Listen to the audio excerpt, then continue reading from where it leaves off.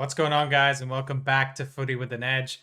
I'm Andy here, and today we're here to talk about Senna Lammens and when Amorim will actually make the change to switch to Lammens as our starting goalkeeper. I know this has been a topic of hot debate. Obviously, we have had the pleasure of having crap goalkeepers for many, many years now, and it's been tough, man. I can't lie. It's been drab watching. Who can remember that glorious Champions League run that Andre Onana had, where he single handedly caused us to almost lose or draw every game, and especially that Bayern game that I remember, where he basically let in goals for free. Um, and then obviously there was the Grimsby debacle where he let in 2 goals in regulation and like 5,000 goals in the penalty shootout. Um, and Bayern hasn't been great either, right? Altay Bayern has led to the loss against Arsenal. He made a silly mistake. And every time somebody puts the tiniest amount of pressure on him inside the box, he seems like he's just going to lose the ball, or he's going to miss the ball, or he's gonna hit something he's not supposed to hit. He just looks all over the place. So we bought this kid from Belgium in the summer. I want to make sure that you guys can. Let me check if I am live. Hold on. Just double check this, guys.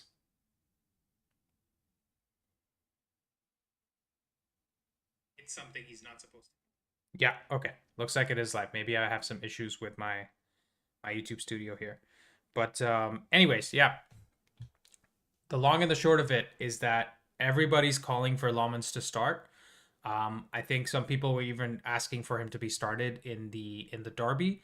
But I actually think Amorim is taking the right approach here, and I'll explain why. There's 2 big reasons why I think he hasn't started Lammens yet. The first is a psychological one, right? You guys have to realize that if he puts Lammens in goal against Manchester City and he makes a mistake, now he has the problem of 2 crap goalkeepers on his hand, right? We already think Bayern is crap. We've already loaned out Onana because we think he's crap. And if Lammens comes in and we chuck him in the first game and he's nervous, and that leads to a mistake, which, by the way, everybody's allowed to make mistakes. It's just that, when you make them over time, like consistently, that's what causes issues for the team. But for Lammens specifically, if he was chucked into the Man City game, or he was chucked into the Chelsea game, and one of those games he ends up making a mistake, that's a big problem for Amorim, because we just invested 20 million in somebody and you're already having the situation of him being called crap. Let's not forget, by the way, that when we had this issue with De Gea and Henderson, um, everyone was calling for months and months for Henderson to replace De Gea, right? Saying he's much better with his feet, he's much more of a modern day goalkeeper, etc. And then what happened when Henderson actually got his chance in the team? As I recall it, he made a few mistakes. Right, he was too rash. He was coming out onto the ball. He didn't. I think he might have even conceded a penalty or two. And that experiment didn't go really well, right? But at least in that scenario, we had a long sustained period of Henderson being hungry to get into the team and actually, let's say, somewhat deserving his call up. But then he was, a little bit of a shithead in terms of the stuff he was saying in the media and how much bravado he was showing for the skill set that he actually had. And now he's gone on to do really good things at Crystal Palace, so nothing to take away from him. But my point is, if we put in Senna right now and he hasn't adapted to the Premier League yet, and he kind of ends up making a mistake, then that could cost us, because we've just spent 20 million on a goalkeeper who everybody will start calling crap, right? So that is my big first reason. Now, my second reason is this guy right here. Let me show you guys something. This dude right here is not one to be messed with. This is who I think Amorim said he wants. He would play instead of Rashford in the team. But this guy is our goalkeeping coach, right? And Amorim brought this guy in. He's very old school. He's 64 years old, Jorge Vital. And I think he would never allow a new goalkeeper to just get into the team for, without having his methods imprinted on the goalkeeper, right? He is a very old school goalkeeping coach. That's not to say he doesn't like playing out from the back or he doesn't want his players to be good with the feet, but he wants. Yeah, Richie says he'd do better than Rashford. But he wants the goalkeeper to be very settled and very good with crosses and um, just be able to handle the pressure of Manchester United. And you can understand that, right? It's only been 2 or 3 games since Lammens has actually entered the squad.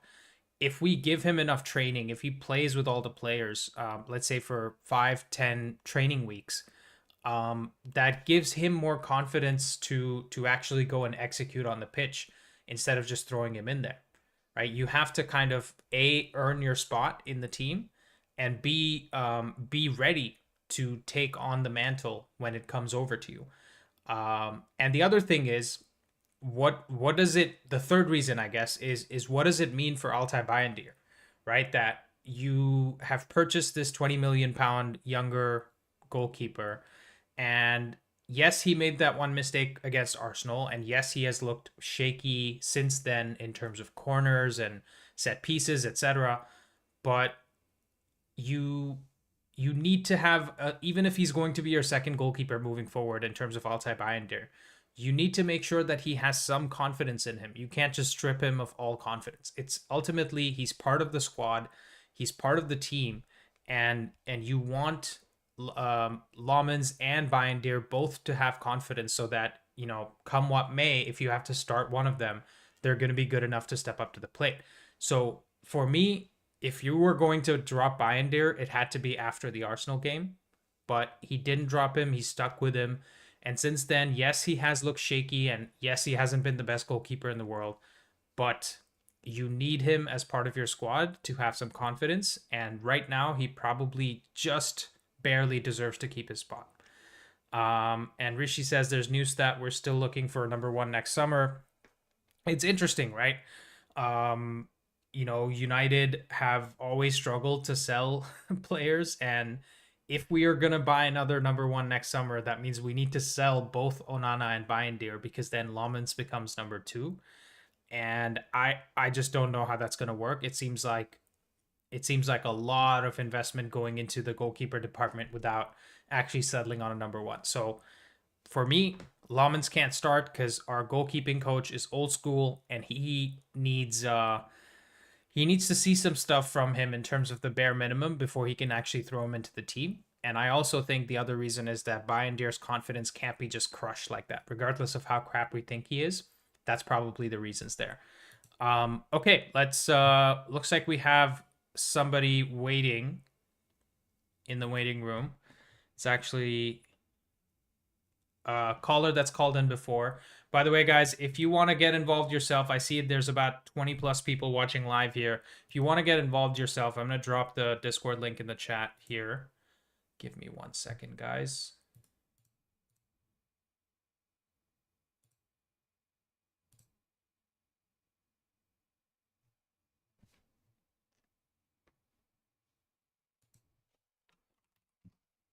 Yeah, so make sure you join the Discord link and get involved. I'm gonna pin the link here in the live chat for you guys. Give me 1 second.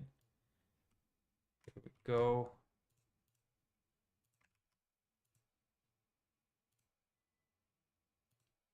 All right, let's get Shanak into the call.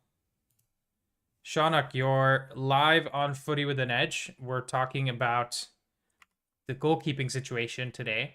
And I want to hear your thoughts on the topic. Go on. Introduce yourself quickly and then give us your thoughts. Hello. Hey. Yeah, I mean, I'm audible, right? Yes. Yeah, sorry. Yeah, I mean, in regards to the goalkeeping situation, I don't really have any opinion. I mean, you can start Binder or what's his name? How do you pronounce his name? Lammens. It's Lammens. Lammens, yeah. Yeah, I mean, I don't have a opinion on it because, like as you said, I think it is a bit more of a personal situation with like goalkeepers because it's like a 1v1 situation when you're the second goalkeeper and you don't really want to uh, destroy the confidence of the number one. And in the last few games, Binder hasn't really made any mistakes in any sense. Like I'm trying to remember Man City, Chelsea. So yeah, I think we can like chill with the starting the second goalkeeper. This is where I think if we had beaten Grimsby, I think we would have a chance of getting some young players into the team. But it is what it is. Yeah. Yeah, agreed. I think I just put out his pronunciation, by the way. It's Lammens, like Lahmens. I put it on the screen. I'm trying to figure out how to get Okay. this how to get the color right on this though, but Hmm. okay, there we go. Sorry, I'm just getting distracted. Yeah. Okay, yeah. So Senna Lammens, right? You're saying you don't really have a strong opinion on who starts as the goalkeeper. Yeah. Yeah. I mean, I think Binder is a decent goal. He has his weaknesses, but like he's a decent goalkeeper. And again, you can't. He's doing okay. You can't really force him out in any sense. Yeah, So yeah, that's fair. What do you think about the Brentford game? I mean, they're really good in terms of. Did you get a chance to watch the match preview that I posted yesterday? yeah, yeah, Yeah, so I talked about the long throws, right? And Brentford are the masters of the long throw. They have 7 goals from long throws in the last 2 seasons, so last season and this season so far, and they're by far the best, compared to any other team in the league. And uh, do you think Binder could be a liability against the long throw compared to someone like Lammens? I mean, I can't really give an opinion on Lammens because I haven't really watched him. So, Yeah. yeah, I think there are like a few statistics floating around where he's like the best in terms of aerial, Mm-hmm. his like goalkeeping aerial ability. But Yeah. yeah, I mean, again, you can start either. Like I would prefer Bindia right now because he hasn't, apart from the first few games, he hasn't really made a mistake. But yeah, you can continue with him. And in terms of the Brentford game, I think this is going to be a very how do you like a tough game, I think, because as you mentioned in the preview, I think we really struggle against Brentford, especially away, because in the last few seasons, I think the coach Thomas Frank and the players that they had Mbumo, Visa, I think Christian Norgard. So these players, they really know how to make it difficult for not just us but other teams as well. So I think this is going to be a very difficult game, and set pieces are going to be very important. Winning the first contact and not giving up. Like even if you don't win the first contact, not giving up the second balls. So that is going to be very important. And yeah, I think Keith Andrews was a set piece coach, I think previously, Yeah, and he was that's correct. promoted to the main coach. Yeah. So yeah, set pieces are going to be very important, and I think Lenny has to play this game. I think I would prefer Maguire also to be in the starting lineup, but that would be sort of a liability in on the counter. So you Maguire think mainly because Luke Shaw should be dropped then, or you're saying Delict should be dropped? yeah, that's the issue that I have because I don't think Luke Shaw has done like he's been average in most games, but I want Luke Shaw in the team because of his ball playing ability and like he has a bit of pace about him. But at the same time, I am really worried about the set pieces and the first contacts and everything like that. Yeah. So I think it's going So to be a difficult game. where do you think Euro plays then? You want Euro on the left? I think, I mean, yeah, Euro can probably play anywhere, but but Delic did well in the last game. On the right hand side, he was very aggressive and like pushing forward into the midfield. And I think Lenny can do very well. Like we have seen him do well in the sort of the left centre back role, and Yeah. that sort of gives Maguire a bit of coverage when he plays central centre back. But yeah, I think I'm prepared for a tight game. I think this is going to be like a be a draw. I would hope a win, but like this is going to be a tight game, I think. Yeah, yeah. I agree with it being a tight game. I think that's without a doubt. What I do see happening though, in the preview I predicted I didn't really talk about it in detail, but I predicted Amorim's going to start our strongest 11. So Cunha and Mbumo in the 10, Sheshko at 9, Ahmad at right wing back, Dorgu at left wing back, and then Ugarte would be the only player that's, I guess, not part of the strongest 11 because Casemiro is suspended. But I think there's something to be said that he might just think, why do I need to drop Mazraoui? Right? Mazraoui's been doing everything he's been asked of, and he can provide some defensive cover in the final third. When we're doing recovery runs and all that, he's usually pretty good at those things. And he might also think Ahmad's done everything I've asked of him in the 10, so he might just keep Cunha and Mount on the bench for another game and decide I want to play the same starting 11. Yeah. Yeah. Uh, What do you think he's gonna do? yeah. I mean, uh, we've seen him start like the team, like sort of the winning team in a sense. That he started in the previous game, and he started Ahmad in the left 10 for the last two games, Man City and Chelsea. Uh, I don't think so. He'll start. Maybe he'll start and then he'll bring Cunha on in the 60th minute, maybe. Yeah. But for me personally, I don't want Ahmad in the left 10. I would like him at the right wing back because that gives us that like that 1v1 threat on the right side because we don't really have that with Mazarawi, and he's like a right back, so he's not a wing back. He's not going to make those like threatening runs in behind and take people on 1v1. So I would like Ahmad back at right wing back, have Cunha and Shesko like the start the front three that we built on in the summer. I would like that front three. And yeah, I mean the standard 11. I guess Ugarte will start this game, but yeah, I think it's less about the starting lineup, more about sort of the in-game what players do, I think. Yeah. Uh, So what? Give us your score prediction then. Score prediction. Yeah, again, I think it's going to be a tight game, 2-1 maybe. I think we'll concede a goal definitely. Yeah. Is I think like a set piece or something. But yeah, 2-1 maybe. I don't want it to be a draw, but I can see a draw definitely because we struggle against Brentford away, especially. But yeah, I think 2-1. I'd be happy with a 2-1 if even if it is like somewhat of a Ross game, I would be happy with a Yeah. 2-1. Who's scoring? Uh, I would like Shesko. Okay, Sheshko to score. Cool, awesome. Shaunak, thanks so much for your thoughts, man. I'm gonna get Rishi into the call, and if you want to hang around for a bit, I might pop both of you guys in, depending on how much time we have. Because I think he has had a few chances.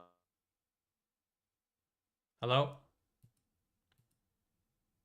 Looks like Shaunak's having some technical issues. Yeah, Roberto Calories. I think that's one of those jokes, right? Like Cristiano McDonaldo. I've heard that one as well. But Rishi, you're live on Footy with an Edge. How you doing? Our most consistent caller of all time.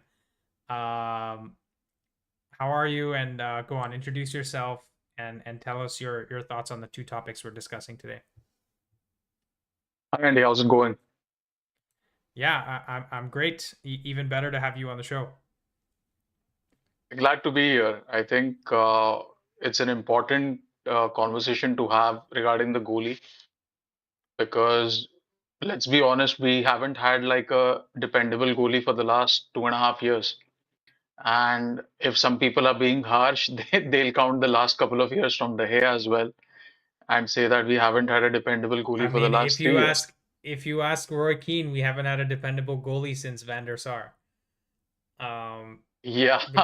Because he's not a fan of De Gea at all. But let's leave that aside. Yeah, true. So I just feel that regarding the goalie, right, the decision has been made for Amorim because he wanted a senior goalie. If you remember the reports, he was very keen on Emi Martinez because Martinez is a World Cup winning goalkeeper. He's confident in the box. He is a character. He provides some sort of assurance to the defense in front of him, which is why I was very keen on him. And if I remember correctly, he was about 35 million, 40 million maybe. Obviously, we didn't have For that money, so we didn't for go Martinez, for Martinez. I Yeah. I think it was more related to his wages, right? I don't remember if it was the fee being that high because United would have never even considered it for the fee being that high. What I remember hearing is it was between 35 to 40 million. So Hmm. even with that, I think I'm pretty sure Villa wouldn't let him go for the 18 million that we paid for Lama.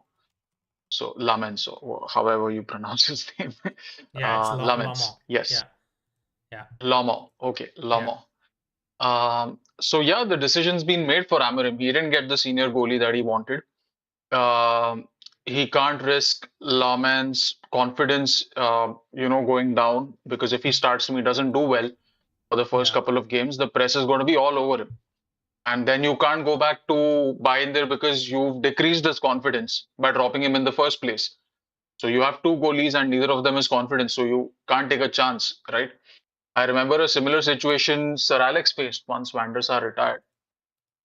De Mm-hmm. Gea was the new goalie who was bought in, and we paid 20 million for him. He was a 21-year-old, and 20 million for a goalkeeper back then was huge money. And he didn't start off pretty well. I think for the first 7 or 10 games, he made a lot of mistakes. He didn't claim crosses. He wasn't very composed. Didn't handle his box. Didn't manage his box very well. So he was dropped, and we started Anders Lindegaard. Mm. That's going way back. If you remember that name, Anders Lindegaard, he was Swedish, if I'm not wrong. Uh, so yeah, he was basically a backup goalie. Didn't have much experience, but we started him, and the results we saw an uptick in results. And Lindegaard was the goalie, and you had De Gea, who was supposed to take over from Van der Sar, who was sitting on the bench. But then after 6 months, something happened, and I think Lindegaard was injured, and De Gea got his chance again, and he just turned a new leaf. He was a very confident goalie. I remember there was this game against Chelsea, which we drew 2-2, 3-3, if I'm not wrong. I think we were 2-0 down and we came back. Mata almost scored a crazy free kick in that game, and De Gea saved it. He leapt like a panther Oh and, yeah, yeah, yeah. pawed it out That from was the the top top corner. corner, right? Yeah, the top Yes, that corner was free the kick. top I think corner. that's regarded one of the best saves in Premier League history, by the way. Let me see if I I can agree. find a picture of it. De Gea save from Mata free kick. Obviously can't pull up the So video, guys, but look at this. This is insane. There's a very pixelated picture of it that I've pulled up on my screen, but this was an insane save.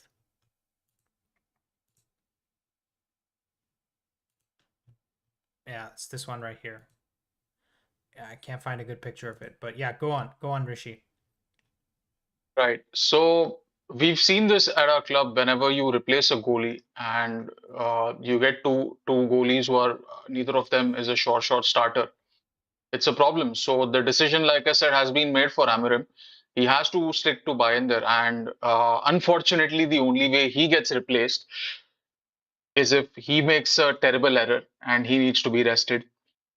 Yeah, And that way, you have to give the other guy a chance. yeah. By the way, Unfortunately, Rishi, we don't even have any. I just want to read the chat real quick. Nonstop, who's a Chelsea fan, says he remembers that free kick by Mata, and he says that game we lost, we got 2 red cards. So I think he is recalling fond No, memories of. that's not the game. That's not the Is game. that We drew not? 3-3. It Yeah. was in January of 2012, if I remember correctly, January or February of 2012. Let's see. We drew that game 3-3, and I think Chicharito also scored a goal in that game. Let's see. That wasn't the one with 2 red cards.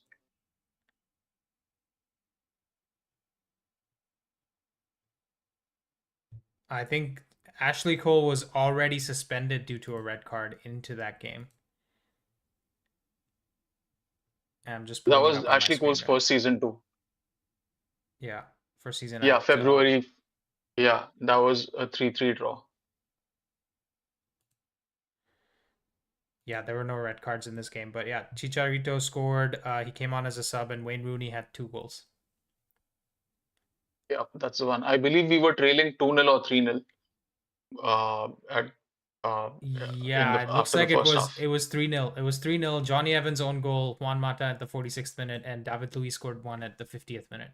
So we were losing 3-0, Yeah, and then we came back to score 3 goals. Yeah, I think I'm gonna cry just looking at this. Good times. yeah, really Uh, good times. yeah. But anyways, go ahead. So give us your thoughts. Like, who is the starting goalkeeper for now? It sounds like you're saying it's should be Bindier till he makes a mistake or he loses his spot. I mean, And it has even to be, though, and yeah, go for it. to his credit, to Binder's credit, he's been pretty all right since that crazy mistake at Arsenal against Arsenal. He's been pretty all right. I think he had a couple of shaky moments against Burnley, but in the Chelsea game, I remember in the stoppage time second half, he made one very good save. He stopped a cross from Reece James. Uh, he's been all right. I feel it's in general the mood around the team has lifted. I think the specter of Onana has left the club. So in general, the the goalkeeper union and the defenders are playing better. They're breathing easy because they don't have Onana behind them. Yeah, I would tend to agree. By the way, there are notes that or sorry, there are murmurs that Onana didn't get along with Jorge Vital, who is Amorim's coach, and that's part of the reason why he looked a little bit more shaky. He didn't have his confidence, and he decided to leave the club.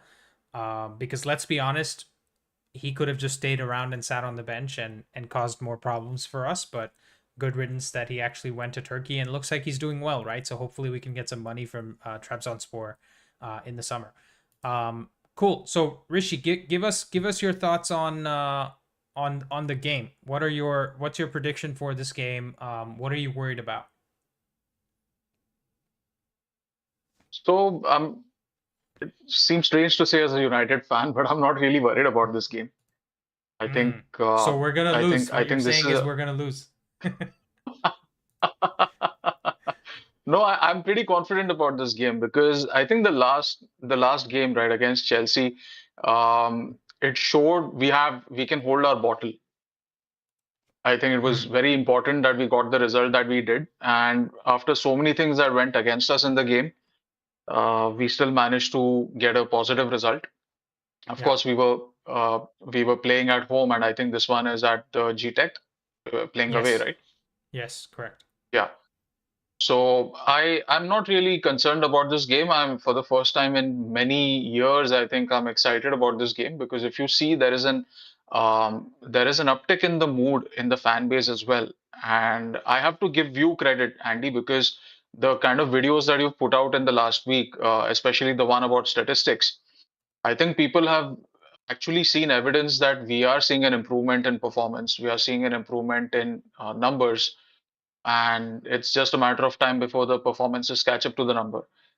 In fact, I think you have started this wave of football Twitter and football YouTube looking at statistics because the kind of numbers that you went into a day after your video, I think a lot of other popular creators have also come up with statistical analysis. I know there is an article in the Athletic which came up. um, I believe someone at Stretford Paddock, they had a video out which was discussing that article and talking about how there's an improvement in United's chance creation. Yeah. So in general, there is a good mood around the club, and I'm very happy about it.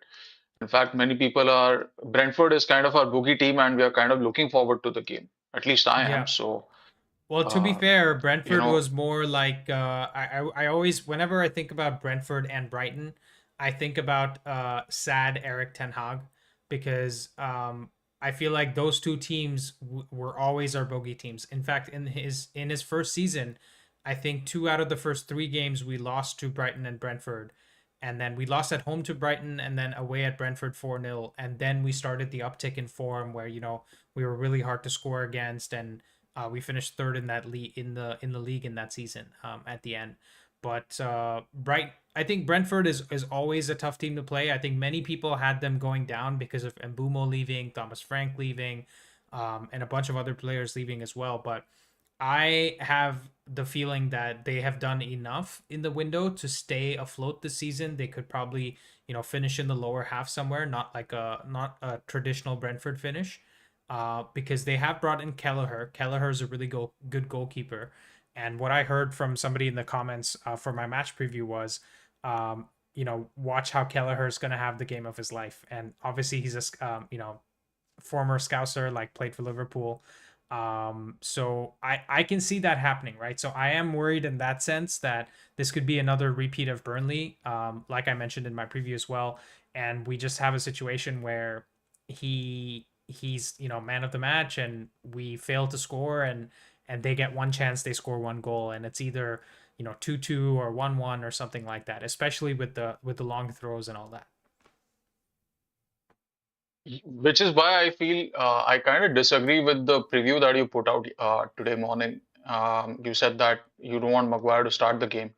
I actually feel that Maguire is the one guy who can organize the defense. And against these long throws, right, we need to have a guy who can organize the defense. Also, you pointed out the sort of vulnerability that Maguire has in the counter. I feel that that vulnerability is exacerbated when he's playing with just another centre back next to him, like in a back four, with 2 centre backs. But now we've got 3 centre backs, and pretty much all of them are pretty quick, at least compared to Maguire, right? I always am in favor of playing Euro at left centre back and De Ligt at right centre back and Maguire centre back. So that gives us enough physicality against Brentford. In terms of pace, I think between the three of them, they'll have it covered. Maguire is also very smart with those tactical fouls, right? If he knows he's going to get beaten and he's not Yeah. the last man, he's gonna try and commit a foul. I think the importance of a defensive organizer is paramount in this game because of those long throws. And if you see the Chelsea game, the goal that they conceded, it was because they were all clumped up in one place. They were all trying to go for the ball, right? Yeah. Just like you demonstrated in your video. So you need a Maguire. You need someone who's going to be strong in the air, who can go and win the ball. Also, Brentford as a team, uh, I believe they lack composure because they seem to concede goals in clumps. Yeah. They conceded 3 goals against Forest in the first half. Against Sunderland, they were leading, and then they conceded 2 goals in the last 10 minutes. I think one was a 80th minute goal, the other one was a stoppage time goal, and they lost that game. Against Chelsea, they were leading again, and they conceded 2 goals in the second half. That was within 20 minutes, I think. So this is a team that lacks composure, and they lack composure as a unit, and they can be defeated by someone that's a maverick team like Liverpool is playing right now. You score 3, we'll score 5, sort of a team. Yeah. Yeah. Or they can be defeated by a team that maintains composure throughout. Someone Yeah. like a So City or Arsenal will be very interesting to watch against yeah. So Brentford the because they'll win like basically 3-0 or 4-0. what you're saying is you either need to be good in possession, or you need to be generators of chaos. And you're saying we fall into the second bucket, of being a chaotic team that can make things happen, much like we started the game off against Chelsea, right? We created chaos, Right. we got Robert Sanchez sent off, and then from that chaos we capitalized and got 2 goals. Rishi, I want to get your Right. match prediction, but I'm gonna get somebody else into the show, who's a first time caller, and I'll pull you in later, towards the end of the show, and get your thoughts on what the Sure thing. scoreline's going to be, etc. But thank you so much again, Rishi, for joining, and I'll bring you back in soon. Thanks, Andy. All right, we have a first time caller on the show, but I'm going to read some of your chat first. Let's take a look here. Nonstop says, I feel for De Gea. He never had a good team to back up his top class abilities. Yeah, I probably agree with that. I think we didn't capitalize. I think De Gea was probably at the time where he was in his peak, from let's say 2016 to 2019. He was definitely good enough to be a Premier League winning goalkeeper, but we never had a Premier League winning team. And Nonstop also says, I heard Lammens has very good stats from where he came from. Yes, the Belgian league, which shows he's a good talent. So it's up to the coach to give him minutes so he gets better with experience. And should play Binder at the moment, but some games, if possible, start Lammens. I think the problem we have, obviously, is no Carabao Cup. So it's very hard to give Lammens some game time. The other problem we have is it's Lammens isn't clearly better than Binder, and Binder isn't clearly better than Lammens. So it's hard to say that, you know, we should definitely start one over the other. So it's a difficult decision to make. Yet everybody seems to, at least on social media, everybody seems to be asking for Lammens to be starting, and that doesn't really make sense to me. But looks like we have a very sensible community here. Shaunak says Amorim replaced Onana for Binder as early as December, so this has been long going on for months. And then Arvin says, instead of playing Lammens in an FA Cup tie and getting knocked out, we should give him a shot. That's also a fair call that, you know, maybe there's an easier game in the Premier League where he should get some minutes. But is there really an easy game for United this season? We can't afford to lose 3 points in the league either. So it's hard to say. Cool. Let's get Dart onto the show. Hey Dart, you're live on Footy with an Edge. Go on, introduce yourself, tell us where you're calling from, and how long have you supported United?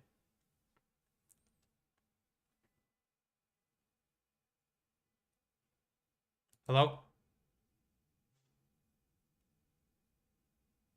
Okay, it looks like he's having some technical issues. We'll give it a couple minutes, but let's see what we have in the chat so far.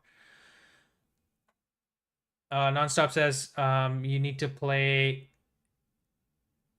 The good thing about young talent that you scouted well, most get better with time. 2 years ago, no one heard of Gusto, Estevao, Madueke, Santos, etc. But the scouting and stats showed they're good. I agree with you, Nonstop, but also with Chelsea, they have this whole model, right? They have a multi-club model, and you have clearly invested a lot of money into the scouting network. And let's not forget, even when Abramovich was there, Chelsea had this model of buying a lot of young players and sending them out on loan. I think Conor Gallagher was out on loan at Crystal Palace. I think Mount went on loan to Vitesse, I believe, right? So you guys have been doing this for a long time. So it's kind of part of the culture of Chelsea, whereas United don't have the same culture. We pretty much buy players to play in the team. We don't really buy players and develop them and try to sell them on, which, again, to Chelsea's credit, you have been doing very well.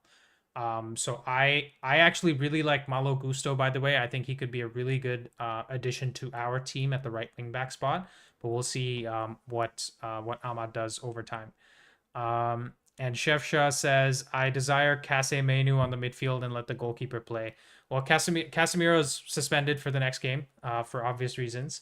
And I don't think Menu gets a start in this game because Bruno's too important to him and Ugarte is much better defensively.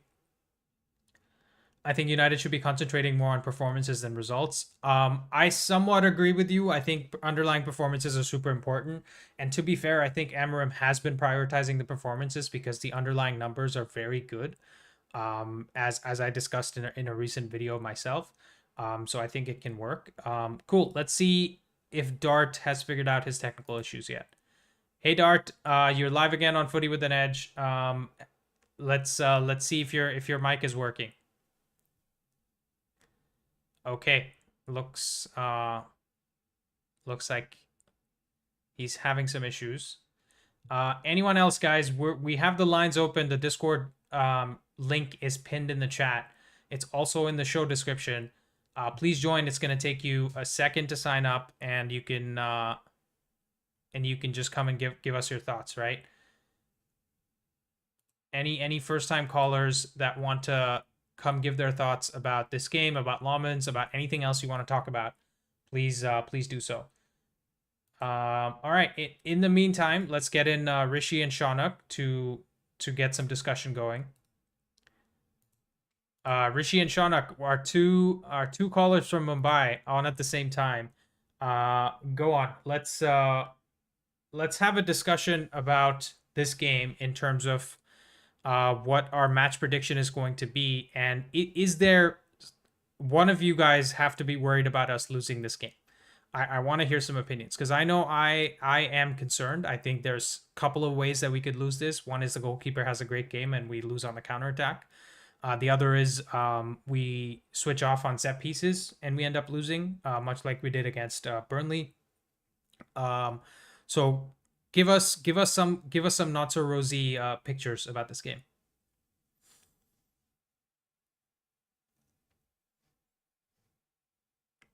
Hello? Ronak, do you want to go first? Hello? Hello? Yeah, Audible, I'm having some weird Discord issues. You're audible, Shaunak. Go for it. Yeah, so from what I've heard, I think you were discussing Brentford's game, and like you were worried about like just the issues with the Brentford game. Am I right? Yeah. So concerns about the Brentford game. Is there, because I think from what I gathered from when I spoke to you earlier and when I spoke to Richie as well, you guys are both very confident.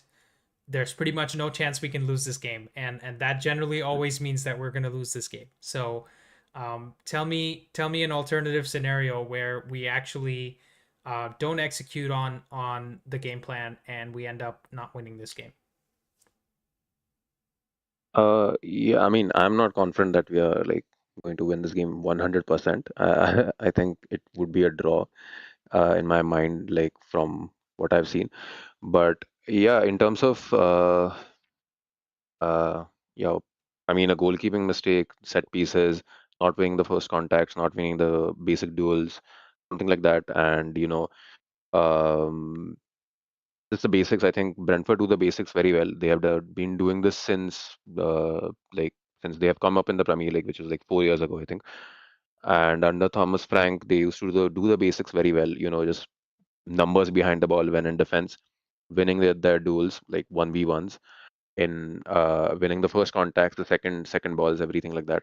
So I'm more worried about all of this stuff where the basics basically.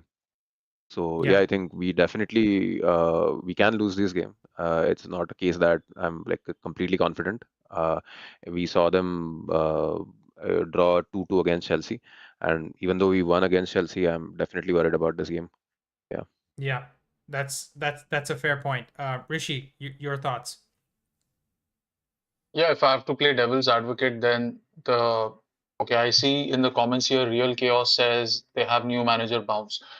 Brother, I think they're like 15th in the table right now. Brentford, where are they? 17th. They're 17th in the table. Yeah. So they've bounced and they've fallen right off. They've not bounced higher. So I don't think they're getting any sort of new manager bounce. But let's focus on our own guys, on our own players right now, because we've seen this movie many times before. We have a good, confident performance against one of the top teams, and then we are confident for the next game going against a bottom half team, and we underwhelm thoroughly. And in most of those cases, what has led to the underwhelming performance is that the players haven't been up for it, right? We cottage cheese mentality players, and that's the reason I hope that they don't start someone like Dalo in this game, because Dalo is a prime example of weak cottage cheese mentality. He talks a good game, he says all the right things, he kisses the badge when he does something well, but then he doesn't back it up with consistency. And I think Dallow's just issue is that he tends to switch off defensively, right? Even in was it the Fulham game before Bruno lost the runner, he tried to do this wild turn on the ball when he was receiving it, and that led to Fulham pressing us and him losing the ball that led to the goal. So Dallow's problem yeah, is more absolutely. that he switches off defensively. I think you could argue that Dallow's been our best left wing back this season because he's the only one with an assist. Or I think, sorry, Dorgu has an assist now as well, but they both have one assist each because he did that cutback for Mbumo to score the goal, right? So Dallo does have, again, much like every other player in our team, He's got some good qualities and some bad qualities that almost even out. And so it's hard to say where does Dalot fit into this team, even though apparently he's part of the leadership group, right? At the club. Yeah, right. So I think if someone like a Dallo or someone like a Shaw is also extremely inconsistent. He can be switched on, switched off. You never know what kind of Luke Shaw you're gonna get, and you don't know even if you get a good Luke Shaw, you don't know how long you're gonna get him for. So that's another concern for me. Ugarte is again unproven, blows hot, blows cold. Sometimes he lacks composure, sometimes he lacks confidence. He can give away the ball in difficult situations, and you have someone like a Shadow or Thiago who can just nick the ball off him and go on a run. And if, like I said, you have Maguire in the defense and he's the last guy, I know he's not going to do something stupid like tackle the guy and prevent a obvious goal scoring opportunity and get sent off. But Well, that's more because he's something not like going to that. reach him. That's more because he's not going to reach him. Yes, yes, true, true. So if something has to go wrong, it will go wrong, right? I mean, whose law was that? Some dude came up with the law, right? That if something has to go wrong, it will go wrong. Yeah. So there's Yeah, always there's yeah, it's a good point, Richie. And let's see. I think Dart is still in the waiting room. He said he's figured out his voice. So I'll add him to the panel here and see what he has to say. Hey, Dart, you're live on Footy with an Edge. Have you managed to figure out your voice issues? I sure hope so. Can you hear me now? Yes, I can hear you. Okay, thank goodness. First time Discord on the air user, I guess. Yeah, no worries. Go on, introduce yourself and tell us where you're calling from. I'm calling from Canada. I've been following United since 1996. Oh, wow. And yeah, so I've been through the good times and now into some bad times, obviously, up until hopefully this weekend when we can go out and crush Brentford and set a new precedent for how we're going to move forward, because I think that's important. You mean by winning 2 games in a row? Baby steps. Yeah, exactly. Yeah. I mean, I think your channel, to your credit, your channel provides a lot of level-headed. I just found it the other day, but it provides a lot of level-headed sort of looking at what's actually happening versus the cacophony of pundits, media who constantly go nuts about United, which can be depressing at times, I would say. Yeah. Especially when they're not playing well. Yeah. Well, I mean, so that's been for a while, right? But you know what it is? The yelling and screaming seems to get views. Maybe it's mostly rival fans, reveling in our sadness, but it does tend to get a lot of views. But that's actually why I started the channel in the first place. For those of you that are watching and wondering as well, I always felt like the reactions were based on the eye test, and a lot of just yelling and shouting like this player's crap because he had a bad game, or this player's the best player ever because he had a good game. And there wasn't but why? Like, why did he have a good game, or why did he have a bad game, right? There was no analysis beyond the surface.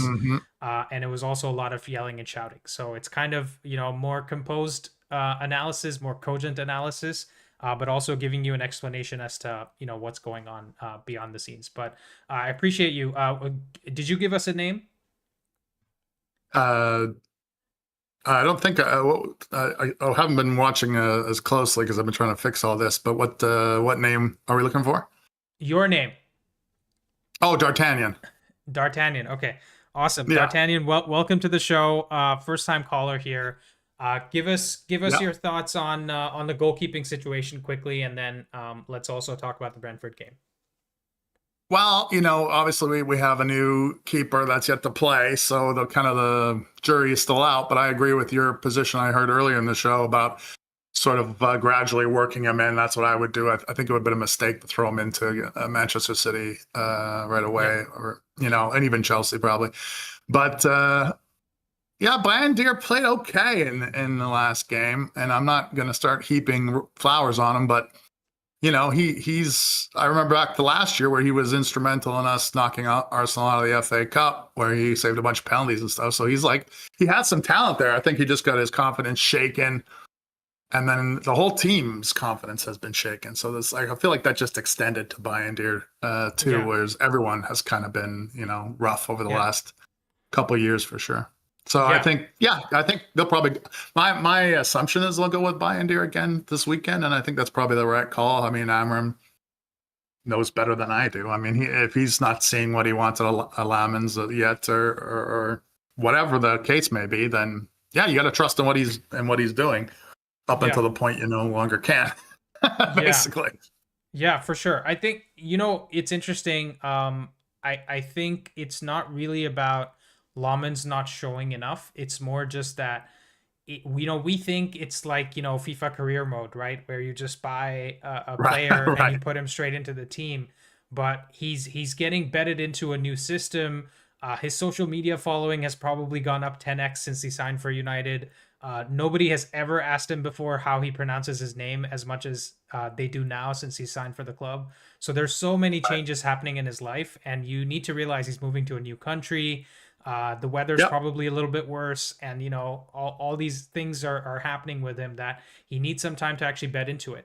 And I'd say the same thing about Euro as well. Like, people say after the City game, Euro was dropped, but I think it was just a tactical thing, right? Because Richie has mentioned this before. He thinks Maguire, De Ligt, and Shaw, or Maguire, De Ligt plus one more, is generally the best center back pairing we have. And I tend to agree with that, because Maguire is much more solid defensively. He's the most senior center back that we have right now, and he's played a lot in the back three, even for England, right? So he knows how to organize the back three really well. So I think we need to realize that Amorim is actually probably a favorite within the players. Right, the players seem to really like him, and he has done a pretty good job of keeping everybody involved within the team. Because even Xerxes, like, even though I don't know what he's doing in training because he never seems to play, but even he has gotten some chances this season, and I feel like we're using the squad as much as possible. Probably Mainu is the only hot topic that we haven't really addressed. So Dart, we've talked about the Brentford game from a few different angles. And Richie and Shaunak have already given their thoughts at length about this game. I want to ask you, do you think Cunha starts in this game because he's just coming back from injury? And what happens to Mason Mount? Because Mason Mount seems to be a player that Amorim really likes. Do you think Cunha starts? Do you think there's a place for Mount in this team, maybe off the bench? Give us your thoughts. Yeah, I think I'm hoping Cunha starts, because I think he inserts the kind of chaos that Amorim wants from his setup. I think you're dead right about that. As we're not the team that's going to control through possession like a Man City did a couple of years ago. We're going to create all sorts of havoc by running behind people, kicking balls over top people, exchanging positions, and getting more people in the box. I think that's why, a lot of people have complained about Bruno playing deep. But I think, given he's the best passer on the team and certainly the best player historically, he's got deficiencies like every player does. But, like, you want that person capable, playing further back, I think, that can spray those passes. Whereas you have a more defensive midfielder, even someone like Kobe Mainu, he can't do that yet. That's not part of his game, really. I mean, and I don't think, and whereas Bruno's not the most athletic person we have, he's also like somewhere in the middle. Whereas I feel like Mainu seems to be working on that at the moment, but he's not that great. So whereas Cunha is like at the top of the list, I think in that regard, like he's absolutely. I think the interesting thing with Mainu that people fail to realize is that it's okay to not have everything figured out in your game when you're 20 years old, right? It's okay to need more development before you start for a club like Manchester United. And because we're such a banter club and because we don't have any stability, everyone's just getting involved with the wrong opinion at the wrong time, right? And because we just don't know what's going to work, and we feel like, whatever team we put out there is the wrong team, and the people on the bench should be the ones playing. And we did this. We've been doing this for a long time now. Now you compare that to a team like Liverpool. They have had such a settled team that they paid 150 million for Wirtz. They played more than that for Isak, and they broke the record twice in the same summer for two players in the same summer. and they haven't set the world on fire. But look at how much protection they get because Liverpool keep winning week in, week out. Yeah. If United were playing like Liverpool and we had 4 or 5 wins from the first 5 games, nobody would be talking about Mainu. Nobody would say a word about Mainu. There wouldn't be any talk about him getting a transfer. There wouldn't be any talk about anything. But unfortunately, we're in the position we're in, and we have to earn that right to get that protection. And that's just how it has to be. But you bring up an interesting point, Dart, and I want to get your thoughts as well, Rishi and Shaunak. I think the way that we're going to penetrate in this game, right? Because this is one of the rare teams that we'll come up against that's also playing a back 3, right? They're playing more of a back 5 with Coyote and Lewis Potter as the 2 wingbacks. And so it's basically going to be a 5v5 in the sort of final third of Brentford, right? With Dorgu, Cunha, Šeško, and Bumo and Ahmad playing against their back 5. I think in this game, for us to make inroads, we're going to need our left and right center back to push up really high and get involved in the attack. And what I mean by that is, if you look at these triangles here, right? There's a triangle between Yarmouk, Coyote, and Vandenberg. And if we can get Dorgu, Shaw, and Cunha to link up in that area on the left flank, we can cause a lot of chaos between these 3 players because they won't know which runner they need to track. They won't know which player is going to get in behind, and they don't know where the space is going to be, right? Because if we do some 1-2s between these guys, we can create a lot of trouble for these guys. Yarmouk might drop too deep. Vandenberg might have to step out for one of the runners that drops deep. So like you said, I think Cunha, being the type of player that can step into midfield, take the ball, and run past people is going to cause havoc against Brentford, right? So in my opinion, he definitely needs to start. And on the other side, that's actually why I wanted Yoro to be part of the back line, because I think he's going to be good providing that overlapping threat a bit more than De Ligt, right? I think De Ligt should be the center back. But again, Rishi, you wanted Maguire to be in the team. Give us your opinion on what I just shared and what you think is going to work against Brentford. Yeah, for me, I think if we start with Shaw, then he has to be the guy to deliver the cross into Sesko, because I don't think Dorgu's crossing is yet there. His overall passing numbers are very poor. And I want Yoro to start at left centre back, but I think it most probably will be Shaw, because I remember the leap he made for that assist to Casemiro against Chelsea. I have not seen Luke Shaw jump like that. He was jumping like he's Sesko, and Luke Shaw is 5'10". So and I've seen Amorim's track record. If a team works, then he continues to stick with that. He has a set playing 11 preference in mind, and he sticks to that. Shaw is clearly his left centre back pick right now. I don't know what the situation will be once Martinez is back, but I think Shaw is very good. I think Shaw would be good as a left wing back too if he had the legs in him yet. If Martinez comes back, I wouldn't mind seeing Shaw in the left wing back role also. And I think it's time that we bring Sesko into the game because he's taller than any of the centre backs or midfielders that Brentford has. If we put a ball into him, then he might have a good shot on goal. There might be a I think he has to be the second tallest player in the Premier League, right? Because Dan Burn, I think, is 6'7", and maybe Voltemata is 6'6", and then Šeško is 6'5" after that. Holland is also 6'5". I mean, for outfield players, yes, because Binder is also 6'6". Yeah, of course. I meant outfield players. But yeah, interesting point. I think you make a really good point about Shaw at wingback because I think what we're missing a lot of from Dorgu is the early cross, and what Shaw has been really good at for the whole time he's been at United is the early cross, right? He's really good at getting into this half space and putting in the ball early for someone like Sesko. And I think my point is Shaw has the ability to show some of that even now, because we saw in some of the games I've analyzed as well, he generally does get involved on the overlap or the underlap with Dorgu and whoever plays in the 10. So I think he has the ability to still do that, and especially against a team like Brentford, who are probably going to have 30% possession or even less.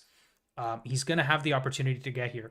What I worry about in our center backs also getting involved into the play is the counterattack, right? Because like I discussed in the preview, Kevin Shada is rapid, right? He's going to run in behind, and they will have at least 1, 2, or 3 opportunities to play against us on the counterattack. Shauna, give us your thoughts. Do you think we're gonna have the back line of Shaw, De Ligt, and Euro? Did you already mention this, by the way? I forget. Yeah, I think Amorim will start a backline of De Ligt, Euro, and Shaw. I would like maybe Maguire in there, just because I think, as I think someone said, I don't remember, sorry, but I think Maguire organizes the defense very well. Yeah, So Richie yeah, said I that. think yeah. So I think yeah, he will start De Ligt, Euro, and Shaw, and I agree with like Shaw getting involved on the left hand side, because I think that provides us with a bit more thrust on that side. And also, if we have 4 players on the left hand side, obviously the defense is going to shift over to their right hand side, and it will give us a bit more of a 1v1 threat for Ahmad on the Yeah, right wing yeah, position. So yeah, I mean, I would like Shaw to overlap a bit more, because I think against Chelsea, when we had like we were 40 minutes with 10v11. I still felt like he was like sort of not overlapping, not getting forward. We didn't need like 3 defenders, but yeah, I think Shaw needs to push forward a bit more, because he's the left back. He's not the centre back. He's the left back. He has a good delivery, a decent delivery, definitely better than Dogu's. So yeah, I think on the counter, that is interesting. I think if you watch the game against the game last Sunday, not Chelsea, Manchester City versus Arsenal. Uh, I think if you observed Declan Rice and Calafiori, when Calafiori went forward, Declan Rice was sort of slotting in, and vice versa. So I think I don't know whether Bruno has it in him to sort of slot in when Shaw goes forward, so you can like sort of have a defensive shape. But yeah, that is important, because I think they play with 2 strikers. So if Shaw pushes forward, it's like a 2v2 plus Ugarte, obviously. But yeah, we need to have that sort of coordination to not get ripped apart on the counter, especially with Kevin I don't know how to pronounce his name, but like Schade, I think. Harder. Shada, yeah, But Shada. Yeah. yeah, yeah, I think he's rapid. I've seen him maybe a few times, but I saw the highlights for the Chelsea game. He was rapid for that. So yeah, I think we need to have that coordination between the back line and the first line of midfield to have that sort of get it proper. Yeah. Yeah.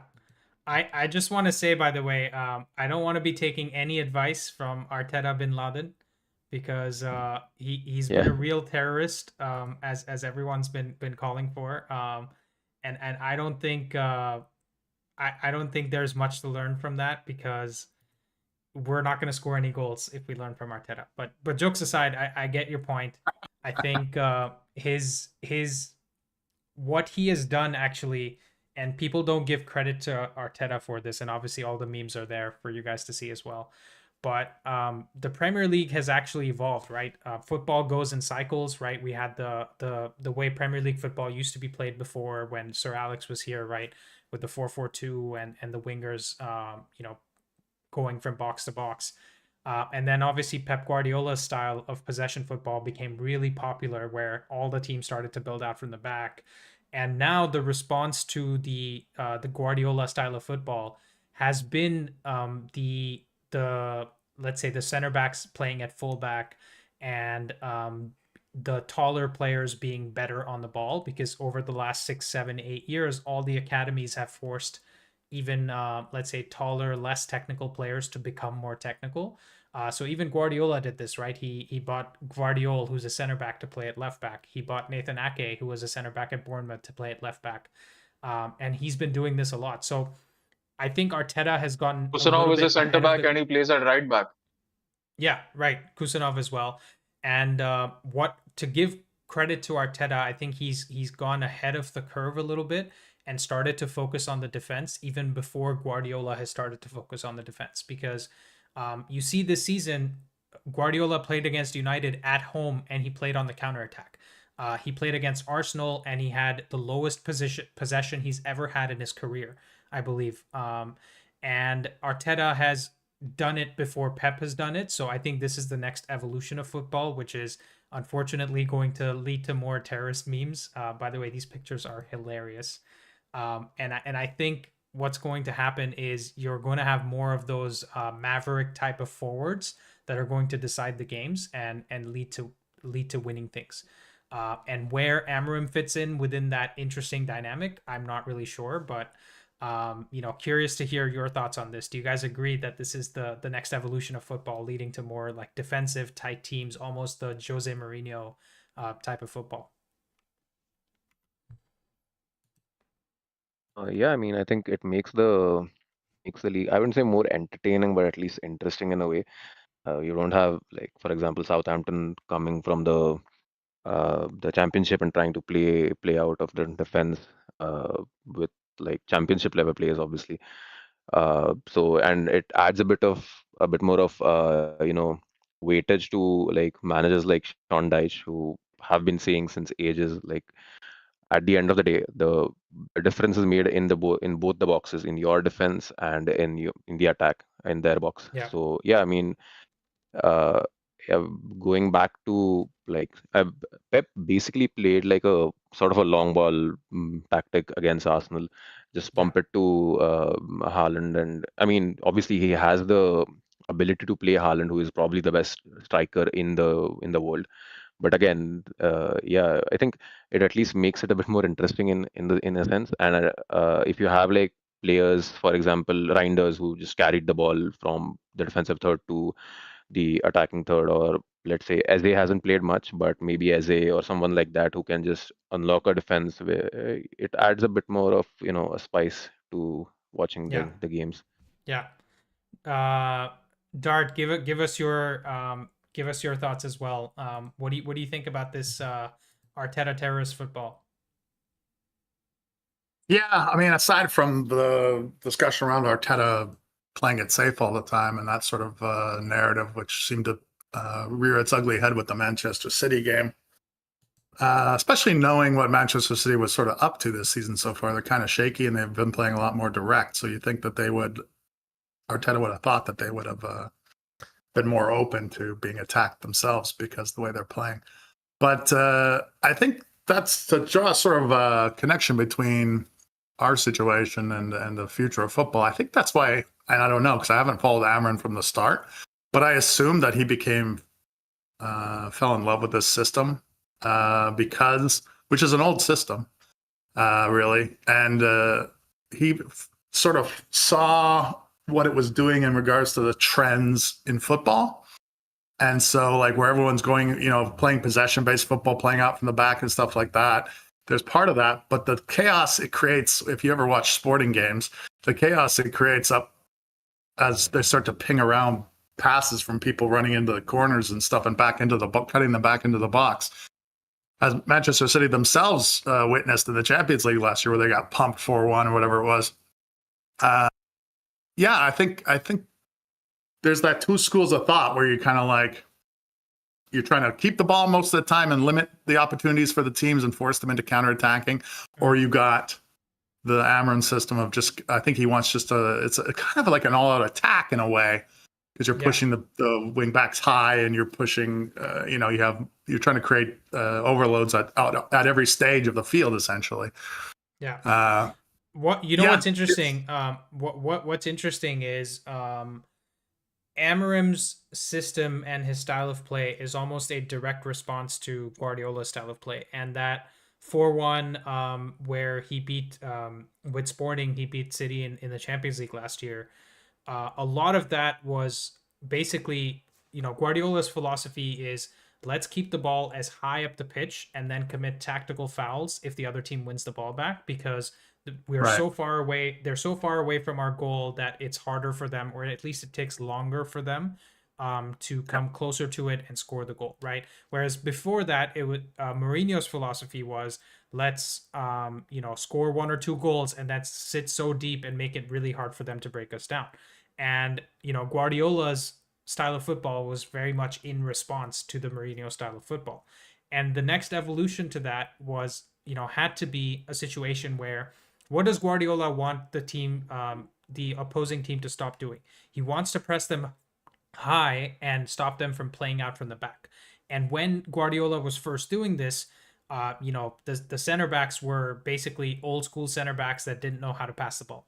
So they kept giving the ball away, and Fernandinho and Bernardo Silva, David Silva, these guys would win it back high up the pitch and score goals, and City would be up 5-0 within 30 minutes and then just coast through the game. Now what has happened is even teams like Nottingham Forest, Bournemouth, Brighton, Brentford, all of these teams are very good at playing out from the back. So their point is, okay, as City, if you want to press us high, if you want to keep the ball near our goal, we'll let you have it, we'll defend well, and we'll also play it out from the back. We'll beat your press, and then you're worried on the counterattack, right? And that's what Amorim tried to do in that game as well. And this is, by the way, I put up on screen Amorim's most used formations since December 2019.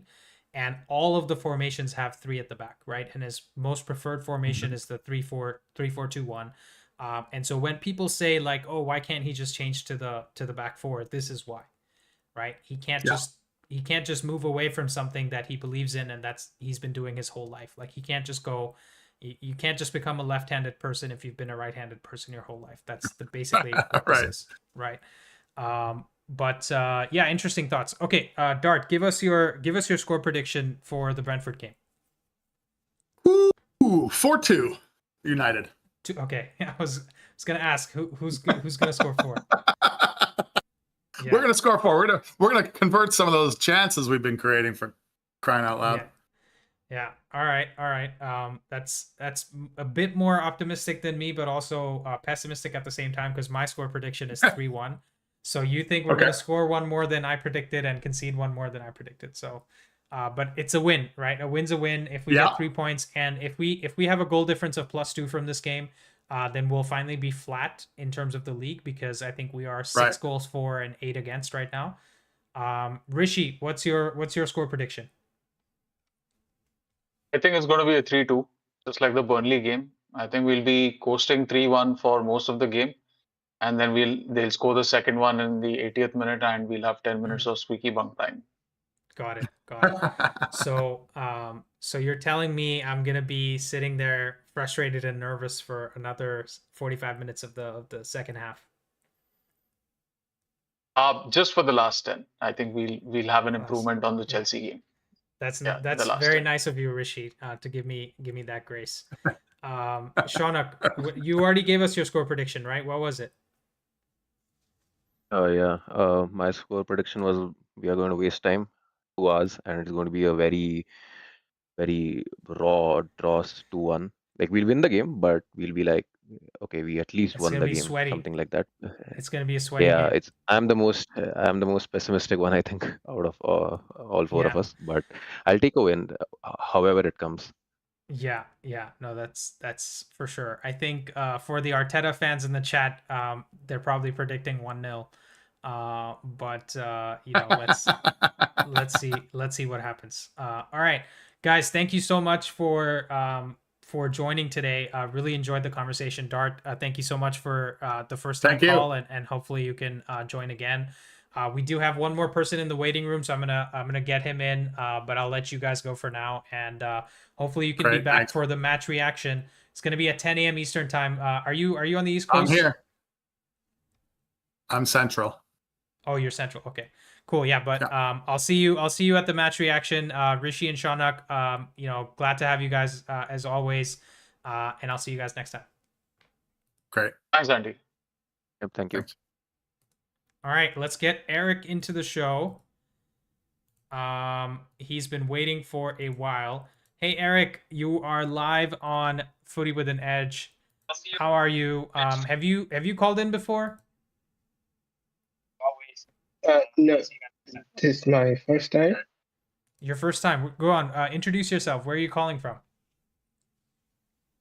So I'm calling from Germany. From Germany. Where in Germany? In the north. Nice. Which city is it? Is Hamburg in the north? Okay. No, it's Wuppertal. So it's in the North Rhine. Okay, nice. I have not heard of that city. I'm so sorry. I need to get better with my geography, Yeah, but yeah, go it's on. okay. Give us your thoughts on the Brentford game and on the goalkeeping situation as well. Yeah, thank you very much. So personally, Brentford it's one of our boogie team, and so I'll be really glad if we win the game. I mean, we have to win. Yeah. So I'll take 1-0. 1-0. First clean Yeah. sheet in the league. Yeah. Yeah. I mean, It looks yeah. like you're the Arteta fan in the chat. So I'll definitely take. I think we'll keep it. We'll keep a clean sheet, regardless of the outcome. We'll keep our first clean sheet. Nice, We've been nice. So unlucky with some of the goals we conceded in the league. So maybe it will be one of the perfect game for the defense. yeah, that's an interesting point. Arguably, our weakest point this season in terms of the underlying stats and in terms of Amorim's system, our weakest point has been the defense, right? And we have struggled to keep a clean sheet. And I discussed in the preview as well, the preview video that I made, that our biggest problem has been the XG of the chances we're conceding, right? Because every shot that the other team takes against us seems to be a high quality shot, and we seem to struggle to keep other teams from scoring goals. Now, yes, we had three goals against us in the Man City game. We conceded one to Chelsea when we probably shouldn't have. So there's lots of ifs and buts, but we also conceded 2 goals to Burnley, right? So at some point we need to click in terms of our defense and make sure that we don't concede too many goals. And that's the point you're saying. You think it's going to be a clean sheet? Yes, yes. So in the Chelsea game, when Chelsea went down to 10 men, I was really excited because I said to myself, this is our first clean sheet. Yeah. But then Casemiro happened. But Yeah.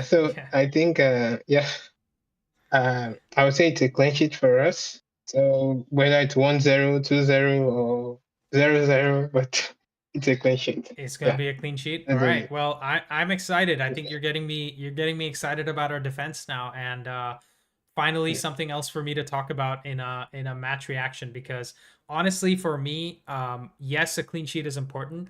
But if you ask me what my preference is, I would rather win 4-2 or 5-2 than win 1-0, because I want us to score and improve our goal difference. But to be fair, from a coaching perspective, I think Amorim would be more happy about a clean sheet, because we haven't had. I don't even remember the last time we had a clean sheet. It seems like a long time ago. Definitely haven't had one this season. And I can't remember. Actually, let's take a look at this. I wanna investigate this while you're here, because you brought up a good point. Let's quickly go through our history of fixtures and see the last time we had a clean sheet. Let's see. So not in the last 3 games. There's a Leeds game here. Okay, that's a club friendly. So let's look at actual game. Okay, the last time we had a clean sheet was the final game of last season against Aston Villa. That was 2-0. Yeah, that's true.